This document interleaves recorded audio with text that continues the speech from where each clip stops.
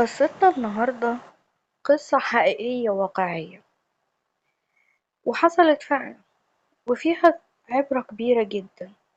ياريت كلنا نستفاد منها وبلاش نقلد اللي بنشوفه في القصص أو اللي بنسمعه.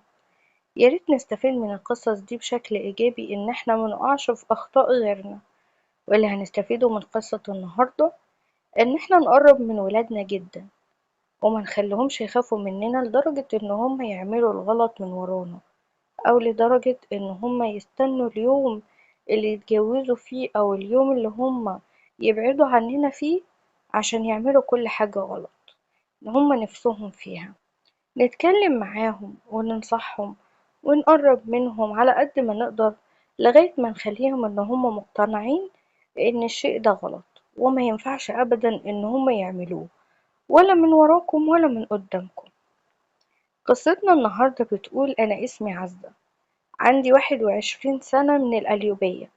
أنا واحدة شقية جدا وبحب أعمل كل حاجة غلط، بس من ورا أهلي، علشان أهلي كانوا ناس شديدة جدا، ما كانوش بيخلوني أخرج يعني أعمل حاجة نفسي فيها.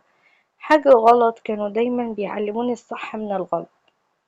بس أنا كان نفسي وكان في دماغي دايما إن أنا شايفة إن الشيء ده حلو، أنا عايزة أعمله، مش حابة أبدا إن أنا أمشي برأيهم أو إن هما يسيطروا عليا. كان في أفكار كتير قوي في دماغي، أفكار مجنونة كده نفسي إن أنا أعملها، بس طبعا هما علشان كانوا عاملين رقابة عليا شديدة، فما كنتش عارفة أعمل ده، وما كنتش عارفة أعمل حاجة غلط بمعنى أصح. كان يدوبك من المدرسة للبيت للدروس، وأوقات كتير مامتي كانت بتوديني وتجيبني، وبعد كده بقيت في الكلية. بس أنا بصراحة فاشلة جدا في التعليم، رغم إن أنا وصلت الكلية، بس وصلت بالزق يعني، مش إن أنا كنت غاوية والكلام ده. وصلت عشان هم عاوزين كده، مش عشان أنا غاوية التعليم أصلا، ما كانش في دماغي. كل اللي كنت بفكر فيه حاجات تانية، حاجات تانية ونفسي أعملها، وللأسف مش لاقية الفرصة اللي أنا أعمل فيها ده، علشان أهلي زي ما قلتلكم كانوا قافلين عليا وكانوا شادين جامد. عشان كده قررت إن أنا لما أتجوز هنحرف، هعمل كل حاجة نفسي فيها، كل اللي نفسي أعمله هعمله، بس لما أتجوز. عشان كده كنت حاطة في دماغي مواصفات معينة للي أنا هتجوزه. يعني مثلا يكون شاب كده روش، مش شديد ولا شخصيته شديدة ولا شخصيته قوية، ما يكونش يعني مسيطر، ما يكونش بيتحكم فيا. كنت عاوزة عريس يكون راجل في البطاقة بس، ما يكونش في الحياة في العموما، وفي المواقف يكون راجل بجد معايا، لأن أنا كنت عايزاه يكون أنا اللي أنا أعرف أسيطر عليه، أنا اللي أعرف أمشيه وأتحكم فيه، مش اللي هو يسيطر عليا خالص. في الوقت ده اتقدم لي واحد اسمه أحمد، اتخطبت له بعد طبعا ما أهلي اقنعوني بيه، أجبروني عليه كالعادة، لأنه شخص كويس يعني وكده.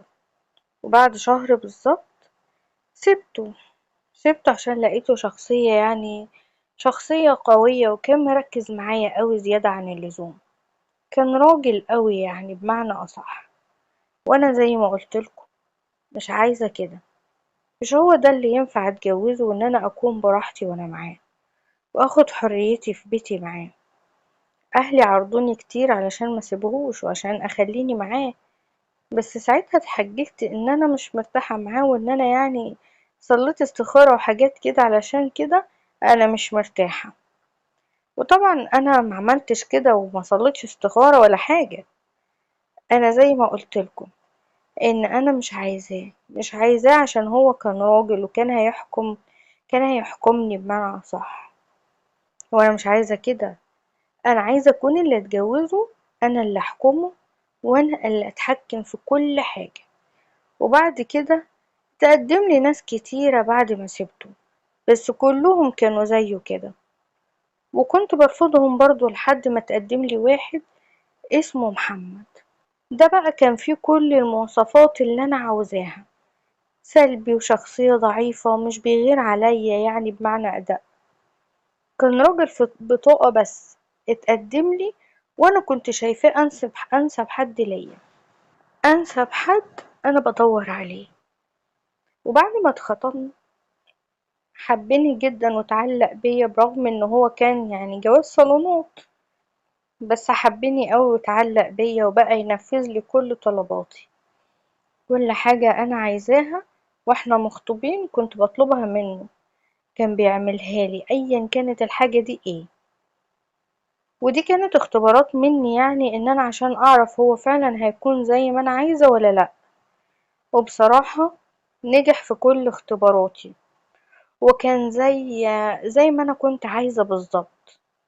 وبعد ما اتخطبنا زي ما قلتلكم عملت له اختبارات كتير ونجح فيها، وكان اهم اختبار بالنسبة لي ان انا طلبت منه ان احنا نعيش في شقة تانية، يعني في محافظة تانية بعيدة عن محافظة اهلنا دي. قال لي ليه وشغلي؟ قلت له مالكش دعوة، انا مش عايزة اعيش في المحافظة هنا، انا عايزة اعيش في محافظة تانية، عايزة انا وانت نعيش براحتنا بعيد عن اهلي وبعيد عن اهلك وبعيد عن اي حد نعرفه. قال لي طيب وشغلي؟ انا ماليش شغل في محافظات تانية. قلت له ما تشغلش بالك يا حبيبي بالشغل، انا كده كده مرتبة اموري وهعرف ان شاء الله اجيب لك فلوس ونخلينا عايشين كويس يعني. هو ما كانش فاهم حاجة من كلامي، بس فضلت اسهله الامور وقعدت اقوله لو على الفلوس والشغل امرهم سهل، الشغل هنلاقيه هناك هنلاقيه زي ما هنلاقيه هنا. بعد ضغط مني وافق على طلبي علشان انا زي ما قلتلكم كنت مسيطرة عليه جدا، وعشان هو بيحبني ما كانش بيرفض لي اي طلب، وانا كمان كنت بعرف اخلي اللي قدامي ينفذ طلبي من غير كلامه ورغبتي اللي انا عاوزاها. وفعلا اتجوزنا، بس قعدنا فترة صغيرة حوالي شهر كده في المحافظة عندنا في القليوبية وسط أهلنا، كنا واخدين شقة إيجار يعني. وبعد كده انتقلنا ورحنا اسكندرية وأخدنا شقة إيجار تانية، شقة إيجار برضه هناك. محمد كان مبسوط جدا ساعتها معايا، أهم حاجة عنده إني معاه، مش شغله بقى أكون في اسكندرية أكون في مصر أكون في القليوبية أكون في أي مكان، لأنه كان بيحبني جدا وما يقدرش يزعلني. بس طول الوقت كان بيقولي هنعمل ايه في شغلي، هنجيب فلوس منين نعيش بيها، الفلوس اللي معانا لو خلصت دي هنعمل ايه، هنتصرف ازاي. كنت طول الوقت بطمنه ان انا مرتبة كل حاجة وما تقلقش، وقبل ما الفلوس تخلص هيكون معانا فلوس تانية، لان انا فعلا زي ما قلتلكم كنت مرتبة اموري ومرتبة كل حاجة وعاملة حسابي على مصاريفنا وعارفة هجيبها منين. عشنا في اسكندرية في عمارة حلوة قوي ومنطقة حلوة جدا، والسكان فيها أحلى حاجة إن كل واحد كان في حاله، مفيش حد ليه دعوة بحد. وبالنسبة لي هو ده اللي كان مطلوب، أنا كنت عايزة أقعد في مكان محدش يسأل عليا ولا نسأله على حد، محدش يعرف عننا حاجة، عشان نعرف نقفل بابنا على نفسنا ونعرف نعمل اللي أنا عايزاه واللي أنا بخطط له في الوقت ده. كان عدى حوالي شهرين من جوازنا. محمد بدأ الفلوس اللي معاه تخلص، وانا كنت عمالة في الفترة دي عمالة ابيع في الدهب اللي معايا حتة حتة، والدهب برضو كان قرب يخلص ساعتها. انا بدأت اتابع محمد واراقبه كده واشوف تصرفاته معايا، هل هينفع اطلب منه اللي انا عايزاه ولا لأ. بدأت ان انا اعمل حاجات بقى يعني تثير غيرته شوية كده واشوف هيغير ولا لأ يعني. بقيت مثلا لما اجي انشر الغسيل اطلع البلكونة بشعري، اطلع البلكونة بهدوم مكشوفة، افتح الباب مثلا للبواب وانا لابسة عريان. كل ده لقيت جوزي مش بيتكلم، والموضوع بالنسبة له عادي لدرجة ان انا بقيت اهزر مع البواب، والهزار بقى يعني يطول بالايد. وساعتها محمد كان ولا بيتحرك ولا في دماغه، عادي يعني. معرفش بقى دي كانت ثقة زيادة منه ولا كان هو اصلا طبيعته كده يعني مش غيور ومش راجل، مش عارفة. بس بعد اللي هحكيهولكم كله في الآخر هتتأكدوا ان هو فعلا ما كانش راجل. ساعتها كان بيشوف كل تصرفاتي الغلط دي، وطبعا غلط مش مع حد، يعني هو البواب وبس اللي كنت بتطول معاه بالإيد، لكن طلوع البلكونة والحاجات اللي كنت بعملها دي بشعري وعريان كان كل ده بيشوفه، وكلها كان ما بيعلقش عليها، وكلها كانت بالنسبة لي اختبارات ليه، وكلها كانت زي ما أنا عايزة بالظبط. ما كانش بيتحرك ولا كانش بيزعل ولا كانش بيتضايق. من هنا بقى أنا قررت إن أنا أبتدي أعمل اللي أنا عايزاه، وإن أنا أفتح محمد في اللي نفسي أعمله واللي نفسي أعيش فيه من زمان، واللي هو أنا من صغري نفسي فيه، اللي هي الحرية الكاملة، أعمل كل اللي نفسي فيه من صغري حتى لو كان غلط. ساعتها أول ما جه محمد من برا كان بيجيب لنا طلبات، وكنت لابسة بقى ومتشيكة ولابسة أحلى حتة لانجري عندي، وعاملة حسابي إن احنا نعمل علاقة في الوقت ده، وده كان جزء من الخطة بتاعتي. محمد طبعا أول ما شافني قعد يقول لي ايه يا بنتي الحلاوة دي، مالك بقيتي جامدة قوي كده والكلام ده. بقيت اقول له انت اول مرة تشوفني؟ قال لي لا، كل مرة بشوفك بتكوني احلى من اللي قبلها. وساعتها كنت مجهزة فلاشة عليها افلام اباحية. قلت له انا نفسي اتفرج عليها معاك. قال لي ايه دي؟ قلت له دي افلام. قال لي اللي نفسك فيه انا هعملهولك، يلا شغليها ونتفرج. وفعلا ساعتها شغلتها وحضرت العشاء وتعشينا وبدأنا نتفرج على الفلاشة، واتفرجنا وبعدها عملنا العلاقة واحنا مع بعض. ساعتها بقى واحنا مع بعض قلت له كفاية يا محمد انا مش مبسوطة. ساعتها اتخض وقام بسرعة وقال لي يعني ايه مش مبسوطة؟ قلت له مش مبسوطة في العلاقة. قال لي يعني ايه، ازاي يعني؟ قلت له معرفش، بس انا حاسة ان انا نفسي نغير الملل اللي احنا فيه ده. قال لي يعني ايه؟ قلت له يعني ايه رأيك لو نعمل تبادل؟ قال لي يعني ايه تبادل؟ قلت له يعني ايه رأيك لو نجيب ناس متجوزين زينا ونبدل معاهم، انت تاخد مرات الشخص ده وانا اخد الشخص التاني. ساعتها محمد استغرب قوي من كلامي، وكان اول مرة يسمع عن حاجة زي دي، وسألني هو انا عرفت الكلام ده منين، وازاي اصلا الكلام ده جه في دماغي، هو ده كده مش حرام وعيب؟ قلت له لا، ده ناس كتير قوي بتعمل الموضوع ده وبتعرف الموضوع ده، وانا عرفته من على النت. انا معايا تليفون من وانا صغيرة، من وانا في اعدادي، والتليفون ده كنت بفتح عليه نت، وكنت بفتح يعني كل حاجة، وكنت بشوف كل حاجة انا عايزاها، وكنت بتفرج على الافلام دي من وانا صغيرة. قال لي ايه ده، ازاي كده؟ قلت له عادي، اهلي كانوا سايبيني براحتي وكنت بتفرج على التليفون، هما كده كده كانوا شادين عليا في النزول والطلوع والخروج بس، لكن التليفون كانوا سايبين لي التليفون طول الوقت معايا، يعني اسلي نفسي في البيت ادام كده كده ولا بنزل ولا بروح ولا باجي، يبقى التليفون اسلي نفسي بيه. قعد يقول لي واهلك كانوا عارفين انت بتتفرجي على ايه على التليفون؟ قلت له لا طبعا، هما كانوا بيبقوا سايبين لي التليفون بتفرج، بفتح اليوتيوب اتفرج على اي حاجة، يعني على مسلسل، على فيلم، على اي حاجة انا عايزاها. هما ما كانوش يعرفوا ان انا بجيب ايه وبتفرج على ايه. وانا بصراحة يا جماعة كان نفسي قوي اجرب الحاجة دي، وكان نفسي يبقى معايا فلوس كتير، لان عرفت ان المواضيع دي بتجيب فلوس كتير جدا. ساعتها عرفت محمد وقلت له ان الموضوع ده مش بس احنا هنغير وهيبقى لينا متعة وهنبقى بنجدد والكلام ده، لا ده كمان يا محمد بيبقى يعني هيبقى انت مش محتاج ان انت تنزل شغل، ومش محتاج ان انت تتحرك من البيت اساسا، يعني هيبقى الفلوس هتجيلك لغاية عندك. قال لي ازاي؟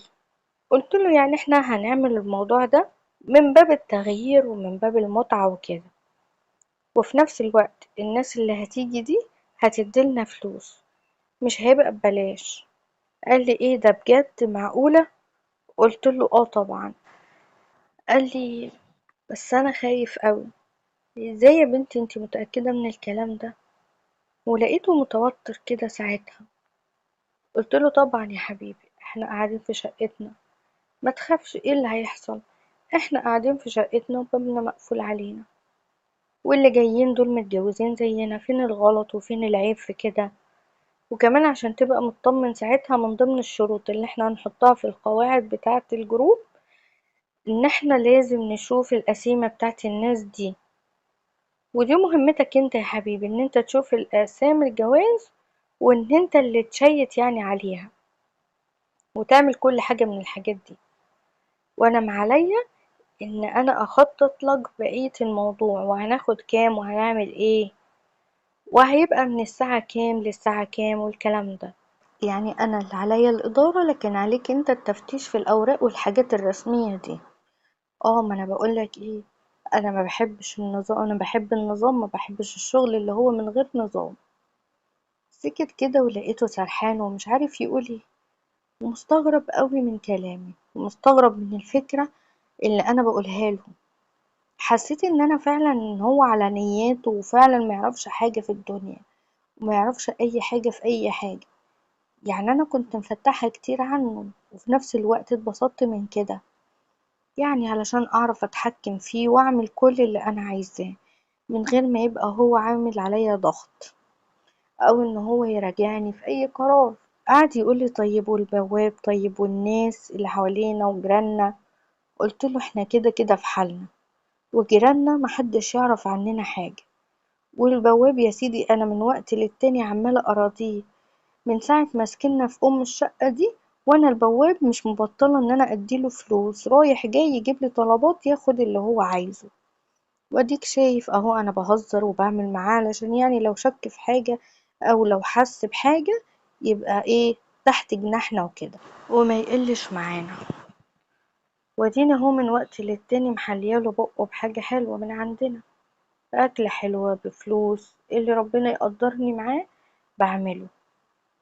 قال لي يعني انتي مطمنة؟ قلت له اه طبعا مطمنة، احنا اتنين متجوزين وقاعدين في بيتنا، لما يجيلنا ناس زيارات من بره، فين المشكلة؟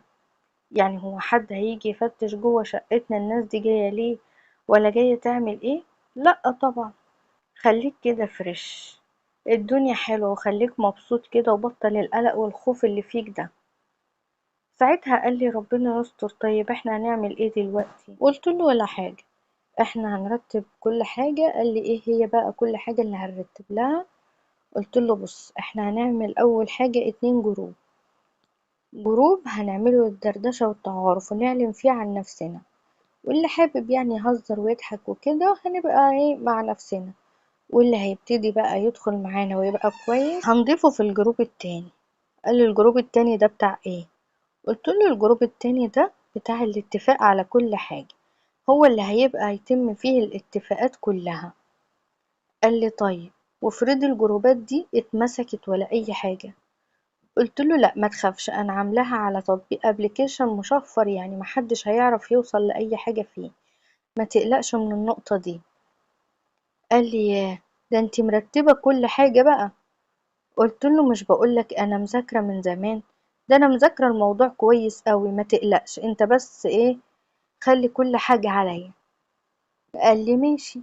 قلت له يلا احنا هنتفق على الجروب. وقال لي طيب والفلوس؟ قلت له هناخد من كل 2 هيجولنا 5000 جنيه. قال لي من اي حد؟ قلت له من اي حد. قال لي افرضي يعني جالنا كذا حد في اليوم ده، هناخد من كل حد 5000 جنيه، يا الفلوس هتبقى كتير قوي. قلت له لا يا حبيبي، ما احنا هنظبط مواعيدنا هتبقى من 11 بالليل لغاية 11 الظهر. المواعيد دي لو حد تاني عايز يجيلنا بقى بالنهار يجيلنا عادي. قال لي انا نفسي اعرف انت ايه الدماغ دي، وازاي بتفكري كده، وازاي عرفتي كل الحاجات دي؟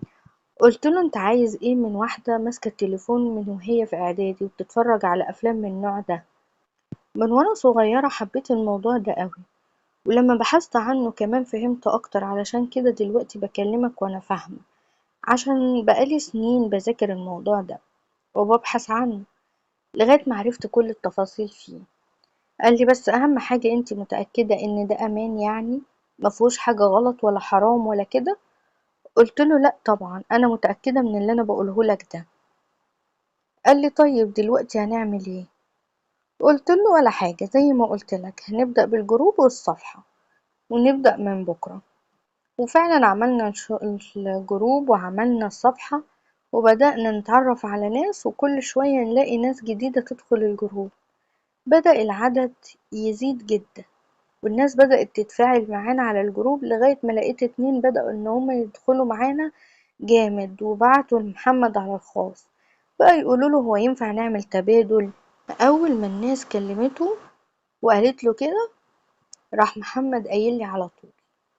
قلت له اه طبعا، نرد عليهم واقول لهم اه ينفع، بس المهم ان هم يكونوا متجوزين، ولازم تشوف القسيمة بنفسك. وفعلا محمد راح طلب منهم القسيمة، لما يجوا يبقوا معاهم القسيمة، علشان لو مش متجوزين الموضوع مش هيتم. وفعلا اتفقنا معاهم على ميعاد هيجولنا فيه، اللي هو ايه، تاني يوم الساعة 11 بالليل. في اليوم ده بقى ناس كتير بقى بدأت تبعت وتسأل، وبقينا ندي مواعيد كتير، بقينا مش ملاحقين على المواعيد. كان الناس ما صدقت، الناس دي بقى اللي اتفقنا معاهم أول ناس جولنا فعلا زي ما اتفقنا على الساعة 11 بالليل، وجم